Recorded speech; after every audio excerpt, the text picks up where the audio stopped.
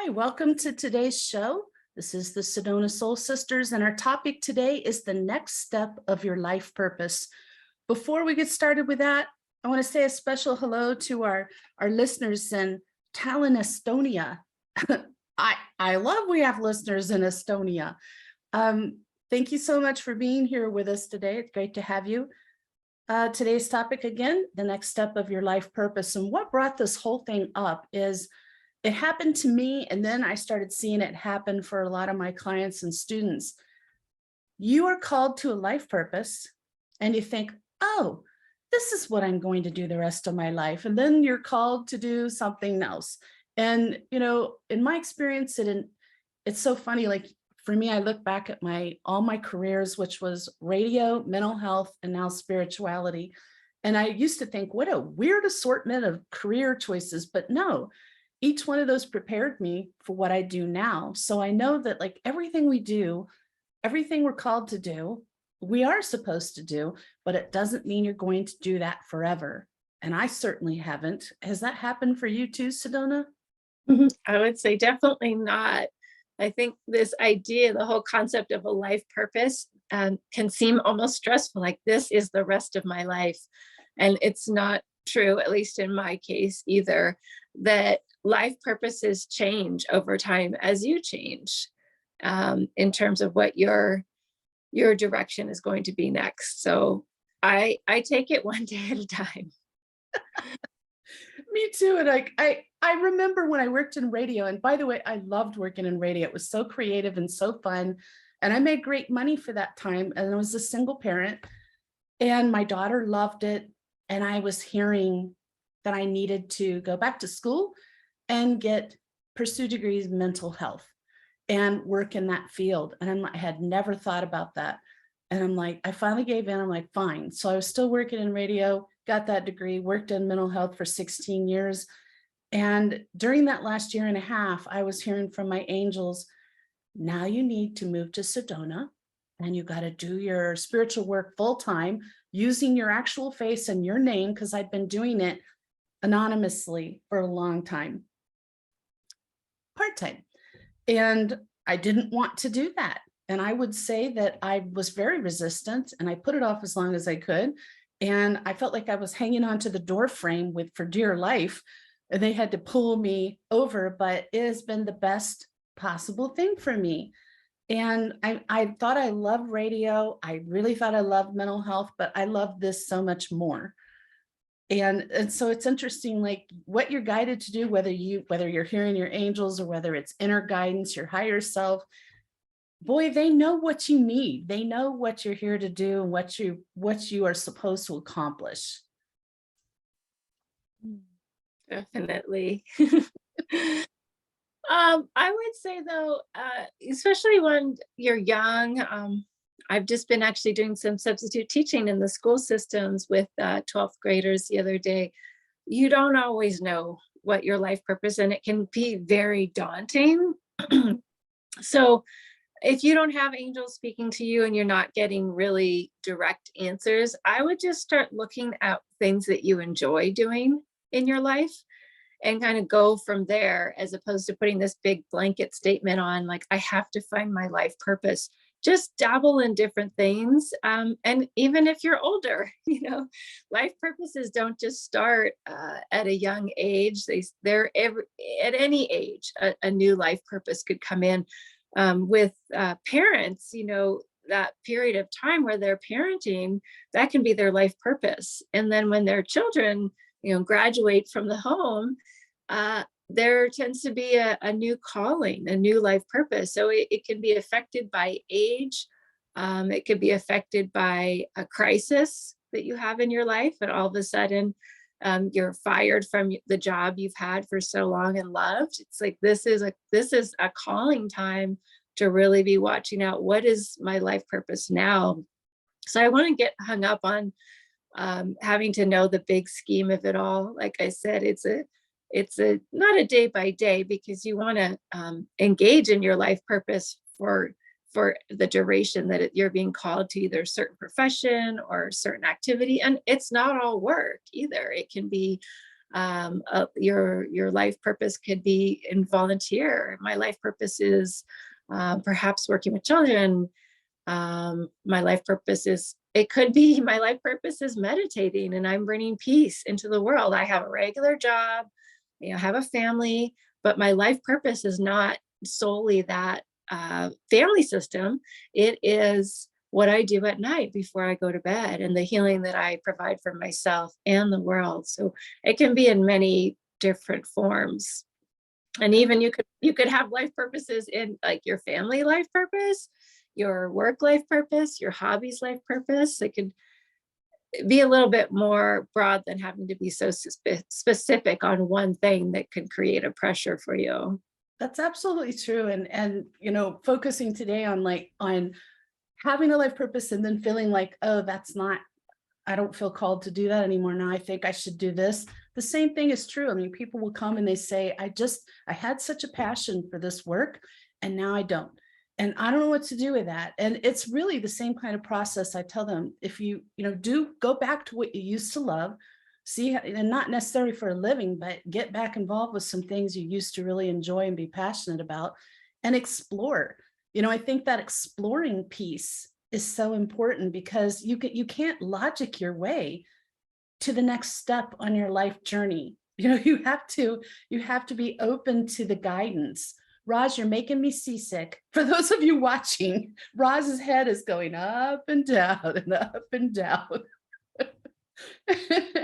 But you have to be open to receiving your own inner guidance of getting quiet and listening for that, for looking and listening for guidance from your angels. And if you have a spiritual mentor, talking to them about this too, because you have to experience your way to that next. You can't just sit in a room and think about it and come up with a solution. It's not a math problem. Hi, Roz. I'm so glad you're here. Can you hear me? I don't think she can hear me. Okay. So, Sedona, have you been following, like in one point, did you feel guided to work in one thing and then feel guided to shift into something maybe even parallel to that? Yeah, when I first started my career, I pretty much just went into a field that my father was in, which was the film industry. So I worked in film, but I did it in the way that I liked. I was really into the creative stuff. So I did costume design. So I did that for about 7 years. And I started having these really interesting conversations with this woman about spirituality. And all of a sudden I went, this isn't right. I'm not in the right place. So I took some time off and I traveled and I really didn't know what a life purpose was. I just knew that I was seeking something. So that was a real indicator when I started to question my life, my work. And I just find more and more people have been doing that after the COVID experience, is like, what am I here for? What is my purpose? Is there more things that I can contribute to the world? And so I think a lot of times life purpose does come through those questionings. Is there more that I can contribute to this world? And that's where you get led and guided. And so after that journey, I went to Australia for a few months. And after I came back then, I studied massage therapy. So I started like opening up to the healing arts. And just from there, it's just been course and healer and all kinds of things. So that's been 22 years of seeking that. But there's been stuff in the middle, living the life purpose. It can be on subtle levels as well. I've had other odd jobs in the middle of that, besides doing work with clients too. So that's been my journey. And I'm happy to be here. And I don't think that's unusual. I know for me, like I've talked about it, that I was reading a newspaper, this dates me, of when this happened, and there was a half-page ad in there about a medical Qigong energy healing class at the local college. And I didn't even know what energy healing was. And I thought, I need to take that. And I'm a single parent. It was really hard to like line up childcare because it was all day Saturday for weeks after weeks. And I went ahead and I did it. And it was interesting. I was good at it. And my instructor, who had studied in China for 30 years, is like, you could do this professionally if you want to. And I thought that's what I was supposed to do. And I did a lot of healing for a lot of years. And then I was guided to do much more of readings, much more of readings, and started doing corporate intuitive work and regular psychic readings. And then it was the angel work. And then it was poof, oh my God, I'm supposed to do mediumship. It's just like, so life purpose, I think, can be very misleading. And I'm glad you bring that up, because it's more like life purpose is not about what you do for a living. It's what you're supposed to accomplish while you're here, and your living's just part of how you do it. And I 100% agree with you, Sedona. I mean, every light worker on the planet, one part of your life purpose is to just be a light worker and shine your light and share it with the world and uplift frequency just by being here and being yourself. Can you hear me, Roz? She cannot hear me. Okay, weird. She's got some, well, I'm glad to see Roz's smiling face. Hopefully our tech wizard Ed is in the office today and can help her get this straightened out. Sometimes technology is just not our best friend. We know that. I really wanted to hear what Roz had to say. She's on mute. Maybe she could unmute. Can you unmute yourself? She can't hear me, so let me just do this. We'll see if that works. Can you hear me now, Roz? Yes, You were on mute. I know. I have tried to unmute myself numerous times. I had to press it 3 times too. So anyway, I don't know if you could hear what we were saying, but we're talking about how you might start off on one thing that you're guided to do, and more about what you do for a living part of your life purpose. And then suddenly you feel like, oh, now you're guided to put more emphasis on something else. Has that ever happened for you? Yeah, frequently, actually. But in my case, I always come back mainly to doing readings, because reading and healing seems to be like the big focus for me. So I start doing other things, and then I just will have so much demand for those 2 things that I end up just kind of, heading back into those 2 pursuits. And I feel like when I start, usually when I start doing the reading work, it's based on the fact that people are coming to me, and they really and truly, want direction. They have questions, they have issues going on, etc. So it just always seems to return to that.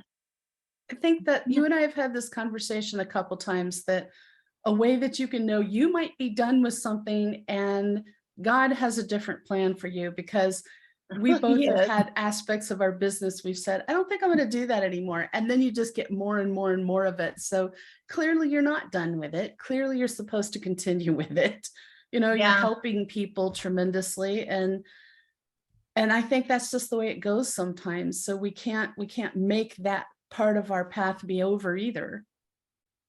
Well, and the interesting thing to me is, while I might want to pursue some other aspect of my life, I mean, career-wise, even every time I have made really an effort to get on a different path, I'm kind of like jerked up and directed back. Oh, no, you don't. Yeah, exactly. So I just kind of flow with it now, and whatever comes, I have people booking. They're booking for the things they're seeking. They're seeking those things for a reason. They end up in my office, so I just flow along with it. And kind of on the other end of that, like I knew for a long time that I was supposed to do spirituality work. And maybe because my family's so conservative, I didn't want to deal with that resistance from them and the judgment. And so I kept running away from it by doing other things. And it kept pulling me back. And I would be like, here I am doing readings still, secretly for a long time, because being the head of the mental health program for the county and doing psychic readings is not exactly a great mesh of things in their views. So, that was that was done behind the scenes. And again, kind of anonymously, just because I wanted to protect my primary career at the time. But I think there's a ton of people, we see them all the time. There's a ton of people who are really at that point where they just know they're supposed to do something different, but they have no idea what it is. And a lot of them, I think they did. Sometimes it's corporate jobs and they really had a passion for it. And I think, honestly, a corporate job can be part of your life purpose. There's things you learned and experienced and gained in that work that you're going to take forward into whatever you're called to do next. And there's a lot of people leaving the corporate world, shifting into spirituality work. So True. that's just part of how it goes. You see that too, Roz? Yeah, I believe it is, especially now. Oh yeah. Don't you think since COVID hit, like people have that extra time for introspection, and a lot of people had some awakenings and realizations? I've had a lot of clients just come right out and say, what am I doing here? So Yeah, they think- just kind of woke up. I think we all have to look at our directions that we get from our guidance and, come to that point where you say, I'm just going to go with the flow. Whatever it is I'm supposed to be doing, I'll be shown. And that is the truth. And we will.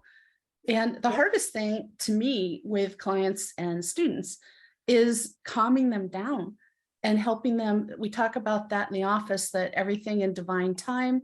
You can't make something happen before it's supposed to. You can't make yourself see the next step till you're meant to. And I'm going to give that example. It's still just blows me away that this happened. Like my whole life, I've seen angels and spirit, talk to them, and never thought of myself as a medium ever. And when somebody tried to tell me I was a medium, I'd say, no, I'm just a sensitive, whatever that means. And so then I'm watching an episode. I was, oh God, how old was I? Like, I don't know, 52. And I'm watching an episode of The Long Island Medium about her childhood. And my boyfriend at the time was watching it with me and said, Ivory, that sounds like your childhood. And I literally had the biggest epiphany moment of my life. It was like, like seriously, like I heard this weird music and I saw this bright light and I realized, oh my God, I'm a medium. And it was just crazy to me. My angels told me later, you weren't supposed to know till then. And I've had to tell that to clients too, because just relax, you're not going to be allowed to know what you're supposed to know till it's time for you to know it. And here's how I know that, here's what I experienced. I cannot be the only person. I'm sure there's people out there who've had moments like that, who work in the spirituality field or are very deep into their spiritual journey. It's just weird. There's some things you just can't logic your way through. No matter how hard you try, you'll just waste your energy and time. And I honestly think you push it further away by trying to logic through it. Yeah, you can definitely overmanage things and kind of get things messed up if you're not paying attention. This whole little dialogue you've been talking reminds me of the movie The Karate Kid. Yeah. And he is basically like doing all these sandings and this work around the man's house. And he really wants to be this great, karate master. And he's like, why am I having to do all this boring, monotonous stuff? And then eventually he comes to a point and he says, asks him to to engage in the karate moves, and he knows it because he's ingrained it in his body and his cellular memory. But that whole time he's going, why am I doing this? So that can happen a lot too. You don't know why you're going through this process or you're doing this job, and then later you have a moment, that aha moment is like, that stepping stone was so important. I wouldn't be where I am today if I hadn't stepped on that stone. So yeah, you don't always know why you're guided to do different things. So just keep listening. I think that's the most important thing, is just listening. I mean, if you are being told, okay, it's time to move on, and there's fear, you have to listen to that too. And that's why having someone to guide you along the way, like even the Karate Kid boy, you know, he had the master, right? He was helping him along with that process of becoming the great Karate Kid himself. That's a very, very good analogy. And you said something earlier, Sedona, that's really important too, is you knew that you weren't supposed to do film work anymore, doing the costume designing, and you realized, what am I doing here? And so you could have chosen to keep working in that field, and it would have probably taken you a lot longer to come to the realization of what you were meant to do next. But you did something important, and you took time off, you broke away, and you gave yourself a lot of time to think about it, to reflect on things, and to receiving information. You know, if we're always busy and we're always got distraction around us, we're not going to be able to get that. It's going to be much, much more difficult to receive that kind of input that we're looking for. So that was so smart. I don't know if it was smart. It was what happened, but I think it was because I did have a mentor in a way. There was the woman I was talking to at work, and she basically said, get out of this field or it'll kill you.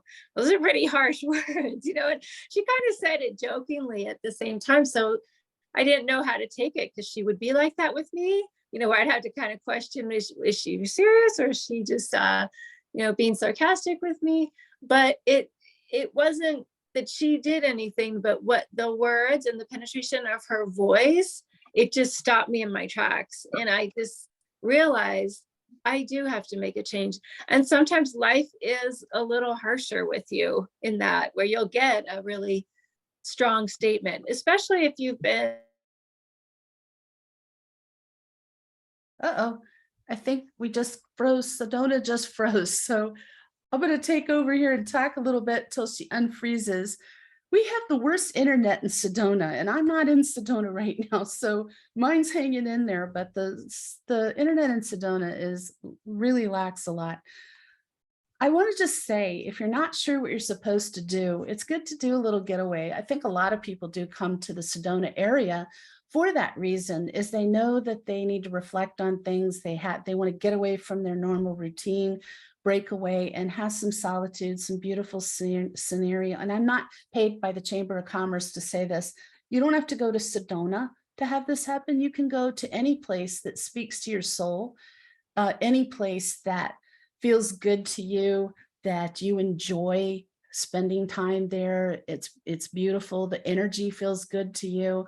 I just want to say that's a great place to go to for you then, whether it's Sedona or someplace a lot closer for you. There's gorgeous places all over this country, all over this world, and find that place and take a little time to go there, even if it's like for the day. If you can't afford a hotel room, go for the day and just hang out, because being in nature is another great way to clear your mind and come to some conclusions, have a little bit of insight into what you're trying to figure out. But if you just go for a walk in a beautiful place and try to clear your mind, and that will allow you to receive more of the outside guidance from your higher self, angels, God, all of this that you're trying to receive, that most of you really, really want.